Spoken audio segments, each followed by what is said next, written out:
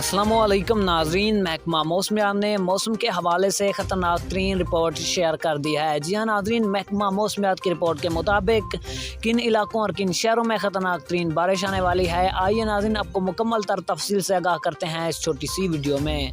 लेकिन अगर आपने हमारे चैनल को सब्सक्राइब और हमारी वीडियो को लाइक करके बेल आइकन को इनेबल नहीं किया तो जल्दी से कर दें। नाजरीन, महकमा मौसमियात की रिपोर्ट के मुताबिक प्री मानसून बारिशों का पहला और ताकतवर सिलसिला जुलाई के पहले हफ्ते से मुल्क के मुख्तलिफ इलाकों पर असरअंदाज होगा।